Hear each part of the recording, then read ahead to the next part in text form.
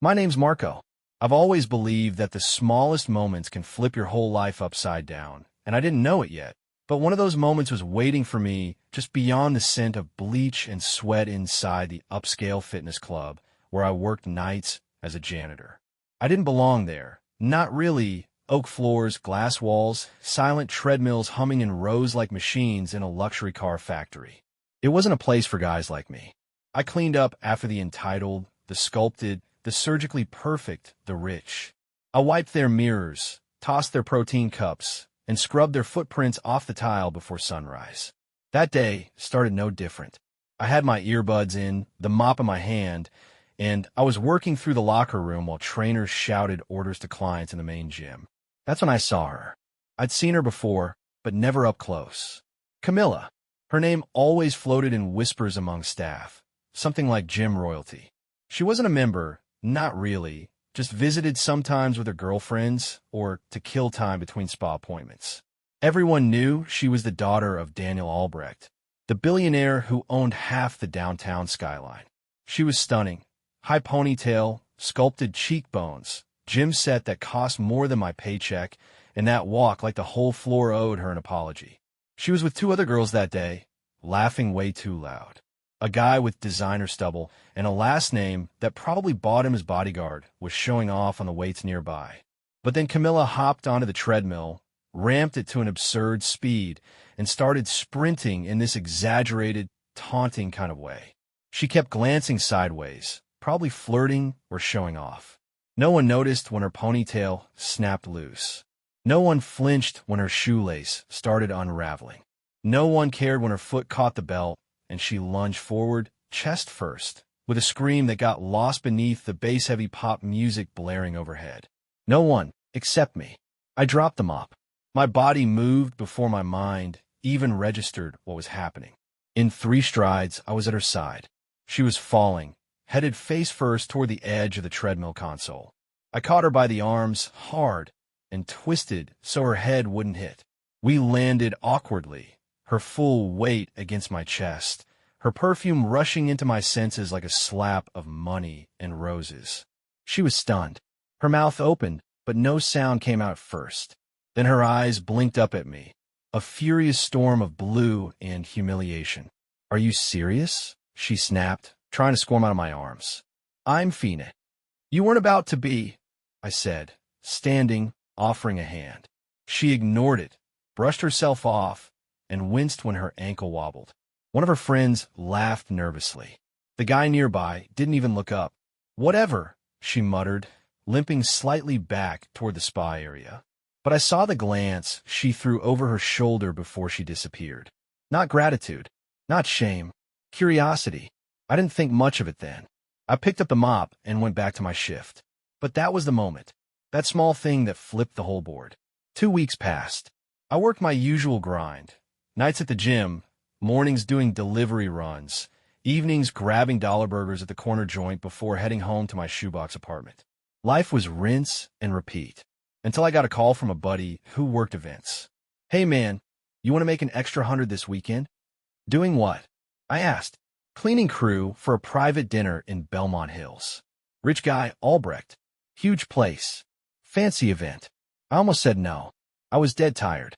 But rent was due, and I figured it'd be quiet work, cleaning up glasses while suits talk shop. I didn't know fate had just set its second trap. Belmont Hills wasn't a neighborhood. It was a fortress. Gated driveways, private security, houses you didn't see so much as feel breathing over you like gods on mountains. I arrived in my black button-down, feeling like a poser among the catering staff. Inside, everything was glass and steel, art pieces bigger than my living room.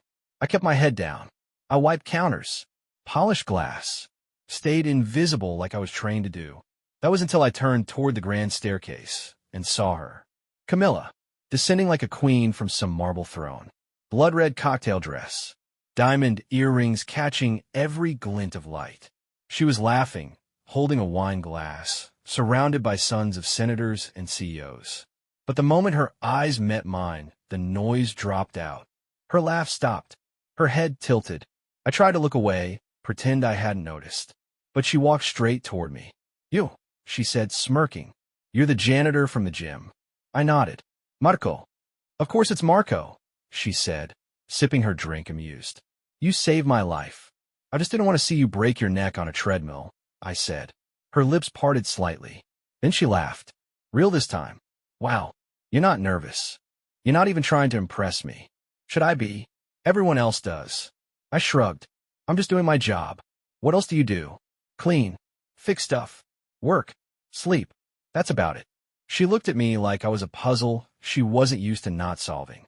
Huh, she said, and walked off without another word. But she kept looking back. The next few days passed in a strange daze. I went back to my routines, but I kept thinking about that dinner, about her voice, her perfume, her pause. And then one night, just past 11, I got a message from an unknown number. Do janitors drink coffee? I stared at the screen, then typed back, only the broke ones. Good. Meet me. The 24-hour diner off Parkview. 1 hour. She was already there when I arrived. No makeup, hoodie up, giant sunglasses. But unmistakable. She looked like someone playing poor on purpose. You came, she said. Curious, I replied. About what? Why a rich girl is slumming it at a diner with a janitor. She grinned. Because you didn't look at me like I was a prize. That's rare. We talked for hours. About nothing. About everything. Her voice dropped all the sarcasm when she talked about painting, about how suffocating it was to be someone's daughter before being someone's self. I told her about my mother, about sleeping in shelters, about scrubbing rich people's toilets just to breathe a little freedom. She didn't flinch. She didn't pity me. She just listened. And somewhere between coffee refills and flickering neon lights, we crossed a line. It started with her hand brushing mine, then her voice softening, then her whisper, come with me. And I did. That night was the first of many. We kept it secret. She made excuses. I stayed invisible. But in the dark, in the quiet spaces between her world and mine, we found something real. She told me she hated her father's dinners. I told her I hated pretending I didn't want more. She kissed me like a secret. I held her like a truth. I didn't know it yet, but we were playing with fire. And in her world, fire has a price. But for the first time in my life, I didn't care. Because in her eyes, I wasn't a janitor. I was just Marco. And for me, that was everything. We were fire in the dark, Camilla and I. The kind of fire you can't show the world without burning it down. The nights we spent together weren't just secret, they were sacred. She never brought me home, never let me near her mansion again. That would have been too real, too permanent, too dangerous. Instead, we met in quiet corners of the city. A rented motel room off a street no one from her circle would ever drive down. The back booth of a late-night diner. The rooftop of an old parking garage where we could see the skyline without being seen. She'd text me when she could sneak away. Sometimes she'd just show up outside the gym after hours, sunglasses on, hoodie pulled low, asking if I had 20 minutes, and we'd spend 2 hours parked behind the dumpsters, wrapped in each other like it was the only warmth we had. I told no one, not because I was ashamed, but because I didn't want to ruin it. I knew what would happen if her world found out about me. I wasn't a trophy. I wasn't pedigreed. I didn't wear cufflinks or have an inheritance or a father whose name opened doors. I was a guy who took buses and wore boots with holes in them. A guy who got up at 5 a.m. to clean vomit off marble floors. But with her, I wasn't any of that. I was something else. And she was changing. Slowly, subtly, but it was there. I saw it the first time she showed up at the gym during my shift. She came in with one of her usual crew. Some guy named Trevor whose hair looked more styled than real. He was talking loud, waving his arms, laughing like he owned the place. But she wasn't laughing. She kept stealing glances at me while I was wiping down the mirrors. I could feel her eyes on me. She was distracted, her usual shine dimmed. When she tripped slightly getting off the elliptical, Trevor reached for her arm. She jerked away like his touch offended her. A few minutes later, she accidentally dropped her phone near the staff door. I picked it up, and she whispered, same place. Midnight. That night, she was different. No games. No bravado. Just Camilla, raw and tired. He tried to kiss me, she said, staring up at the stars from the rooftop of the garage. I pushed him off. Told him he was boring. You could have said no more politely. He wouldn't have listened. I didn't ask why she brought it up. I already knew. She was trying to make sense of it. Her life, her choices, the lies she'd told herself to survive in a world where everything was about surface. You know, she said softly, curling into me, I used to think I was untouchable, like nothing could hurt me because I was expensive. I was born into safety. But you caught me when I fell, and none of those guys even noticed. I held her tighter. They don't see you. Not really. But you do. Yeah. Why? Because you're more than what you pretend to be. She was quiet after that. And for a while, I thought maybe we could keep going like this, hiding in plain sight, carving out stolen hours, letting her dual worlds never collide. But the world doesn't let things stay quiet forever, especially not in hers. It was a Wednesday when everything started to shift. I was mopping the main lobby of the gym when I heard it, Camilla's voice, sharper than usual. You don't get to tell me where I can go, she was saying to someone on the phone. Her heels clicked like gunfire as she stormed past reception. I'm not 12, Dad. Then silence, then a scoff. Maybe if you actually talked to me instead of throwing dinners, I wouldn't need to escape so much. My heart pounded. I didn't even know she was here today. She caught sight of me and stopped. Her face cracked just a bit. Not enough for anyone else to see, but I saw it, the flicker of panic. She was exposed. Hey, I said quietly. She didn't say a word, just walked past me toward the women's locker room. I thought nothing more of it until the next morning when I got called into the manager's office. Marco, my supervisor said, shutting the door behind me, I got a weird message from corporate. What kind of message? Someone filed a report about inappropriate employee-client relations. My stomach dropped. What does that mean? They didn't name names, but someone powerful asked about your schedule, about whether you work night shifts, whether you've been alone in restricted areas. I didn't say a word. My chest was tightening by the second. I don't know what's going on, he continued, but whatever it is, keep your nose clean. You're one of my best guys. I'd hate to lose you over whatever this is. I nodded, but my blood was boiling. I texted her that night. No reply. I called. Nothing. The next day, she showed up at the diner, hoodie up, sunglasses on, sliding into the booth like she was being chased. I think he knows, she whispered. Who? My dad. Ow. I don't know, Marco. He's been asking questions. He asked if I've been seeing anyone. He looked at my phone. I think he saw your name. Why is my name even in your phone? Because I saved you as gym guy like an idiot. And now he's watching me. He even asked Trevor to keep an eye on me. I leaned back. You need to tell him the truth. Are you crazy? She hissed. Do you know what he'll do? What he'll think? Do you know what I think? I said, my voice low and calm. I think you're better than all this. Hiding. Lying. Living in fear of your last name. Her lip trembled. You don't understand. You don't know what it's like to be owned. Don't I? I said, staring straight into her. I clean floors for men who don't even see me. I've lived under rules I didn't make my whole life. The difference is, I'm not afraid of being honest. That broke something in her. She reached across the table and grabbed my hand. Don't leave me, she whispered. Even if it gets bad. I'm not going anywhere, I said. But the storm was already coming. 2 nights later, I got followed home. A black car idled outside my apartment for over an hour. The next day, someone slashed my tires.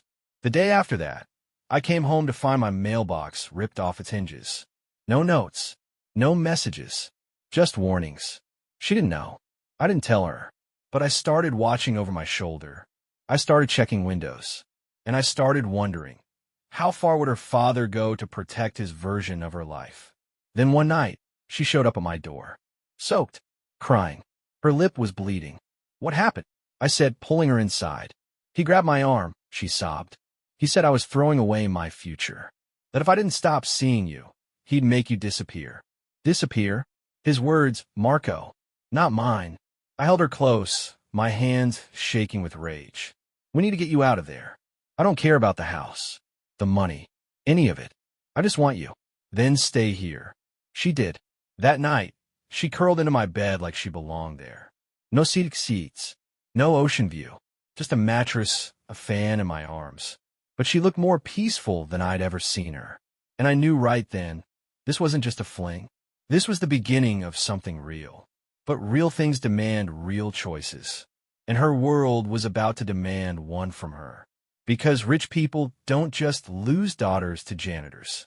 They fight back. They burn bridges. They erase names. And they never, ever forget. But neither do I.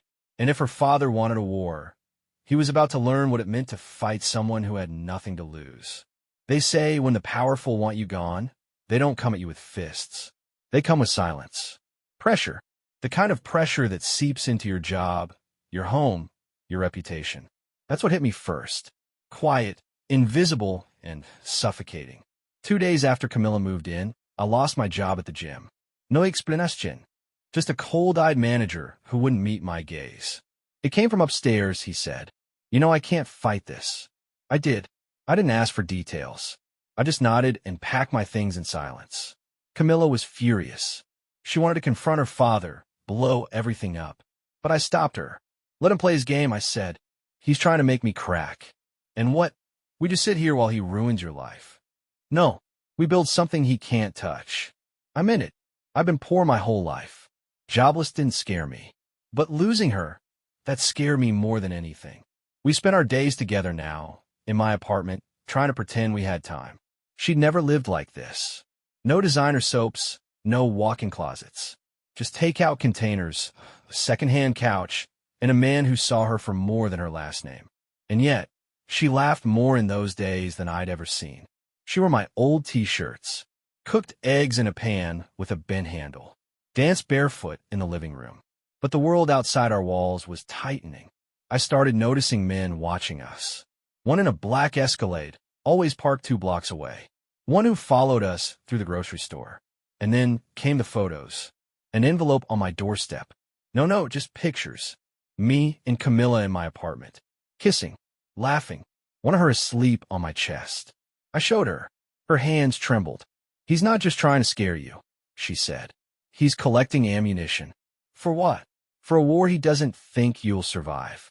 That night, I got a phone call. Private number. A voice like glass. You've made your point, Marco. Now walk away before you get buried. Is this Daniel Albrecht? Silence. She's not a pet you can lock in a cage, I said. She's not property. She's my daughter. And you're a footnote. Know your place. He hung up. I stood there, phone in hand, heart hammering. I wanted to scream. But instead, I turned to Camilla and said, it's time. Time for what? To stop hiding. She didn't argue. She was done running too. So we did the unthinkable. We went public. She posted a photo. Just one. Us holding hands on my rooftop, the skyline behind us. No caption. No tags. Just truth. The internet exploded. Within hours, gossip blogs picked it up. Billionaire's daughter dating janitor. Heiress Albrecht's secret romance revealed. The comments were brutal. The tabloids cruel. But we didn't flinch. Until the next day, when the police showed up at my door. They didn't arrest me. Just served me papers. I was being sued. Trespassing. Harassment. Defamation. A web of charges so thin and desperate, they barely made sense, but they came with weight. Camilla was shaking. He's trying to paint you as a leech. Let him, I said. We'll fight it. With what money? I'll find a way. That same day, I got a letter from my landlord. Eviction. My rent had been mysteriously paid off months in advance, and now the property was being repurposed. I had 2 weeks to vacate. It was calculated.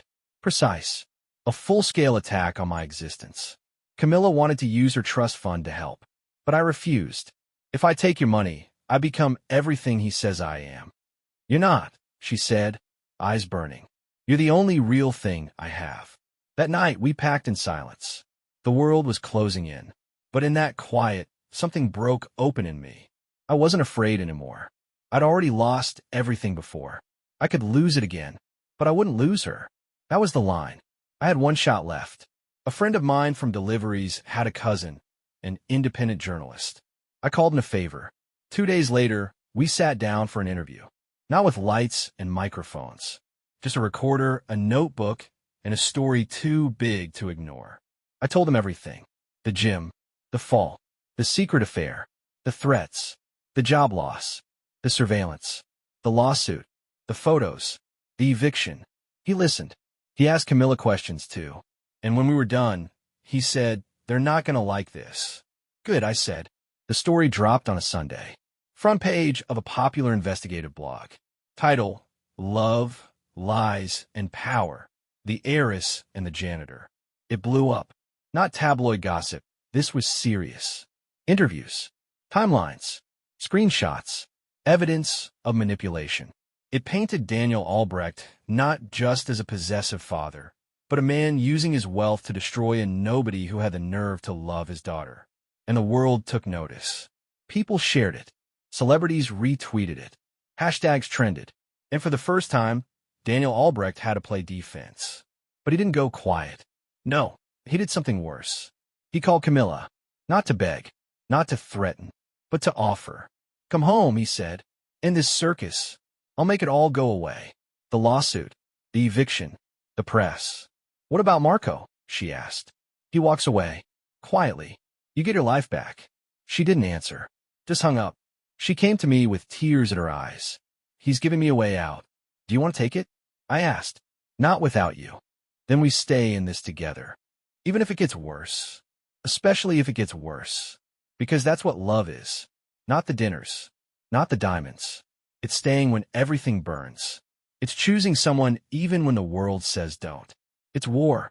And we were in it now. And if her father wanted a battlefield, he was about to see what happened when two people who had nothing to lose decided they'd already won.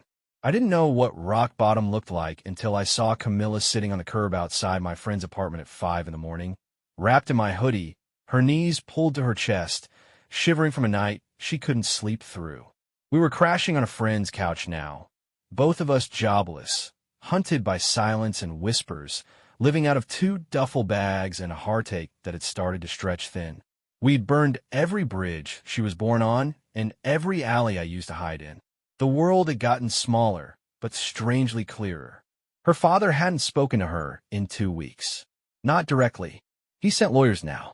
More legal noise, veiled threats, a restraining order that came and went, frozen bank accounts she never even touched, smear articles and gossip sites that call me everything from dangerous to unstable. It was like standing in a storm with no shelter, and she was standing there with me, soaked to the bone but refusing to run. I used to think love was champagne and yachts, she said one night, curled beside me on a mattress borrowed from a cousin I barely spoke to.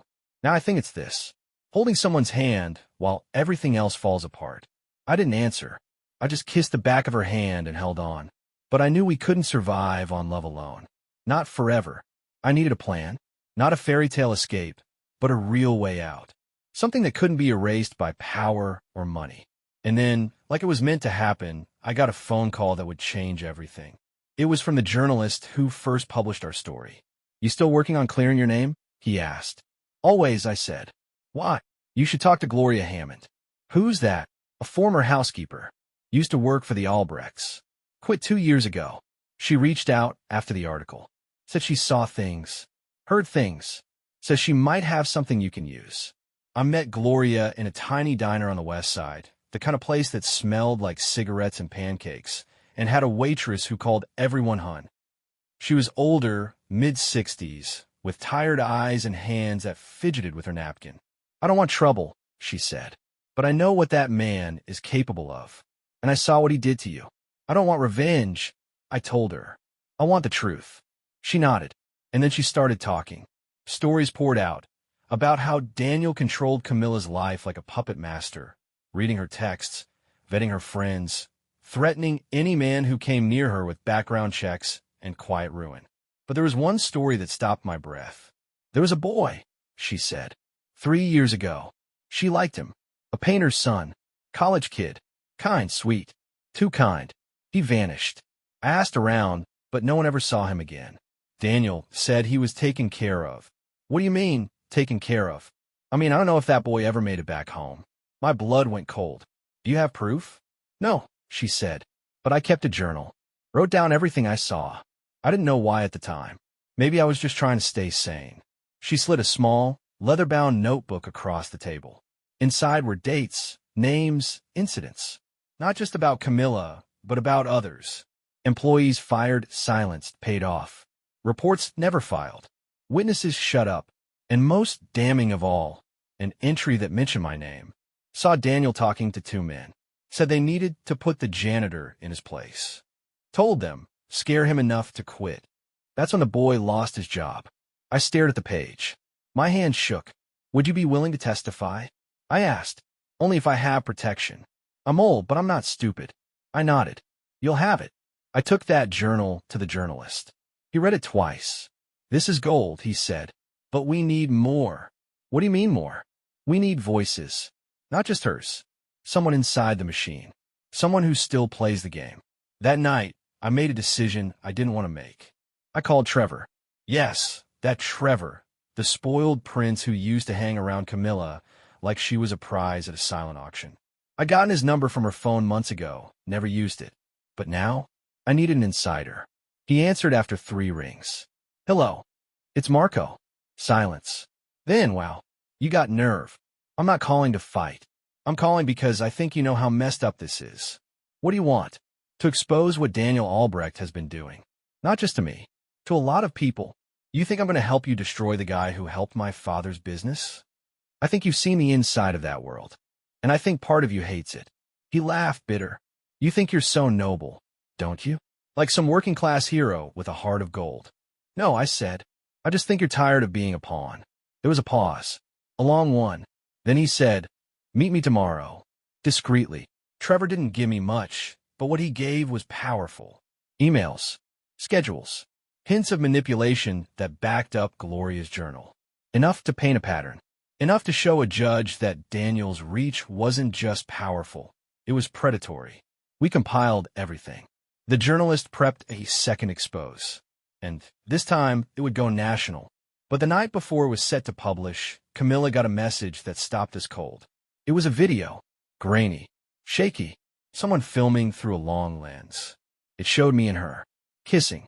In bed. It was clear. Intimate. Personal. And it was followed by a message.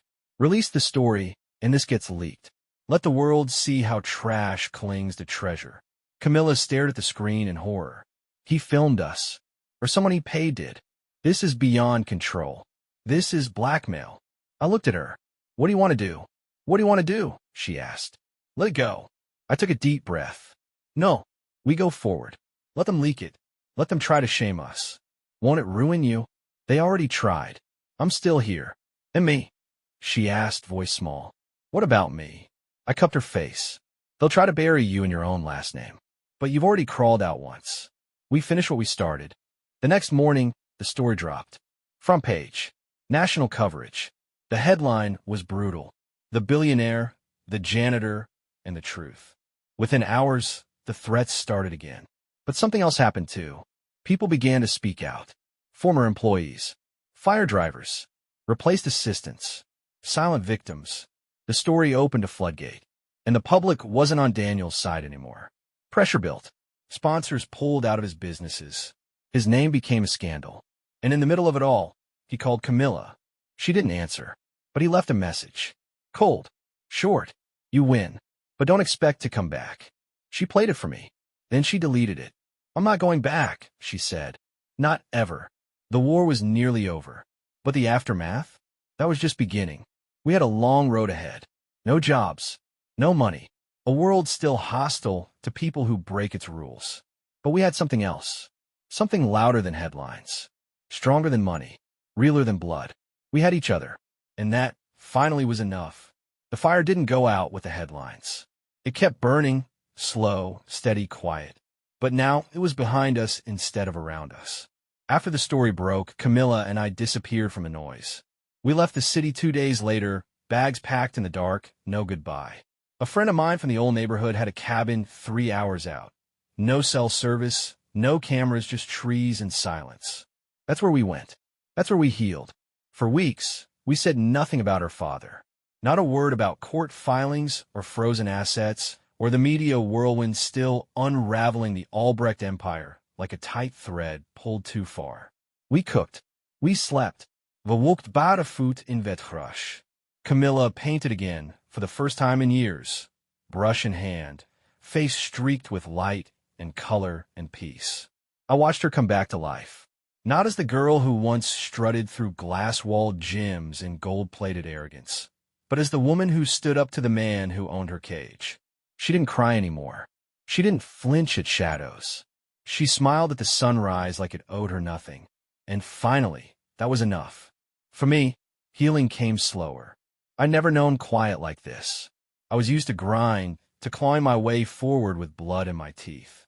Stillness felt like guilt at first, like I hadn't earned it. But she'd look at me sometimes, eyes soft, fingers resting on my chest like a promise. And I'd remember, I didn't survive to keep fighting. I survived to finally live. Months passed. We read the fallout in newspapers and heard whispers through mutual friends. The lawsuits started rolling in. Wrongful termination cases from employees, a class action over illegal surveillance, a formal inquiry into financial coercion.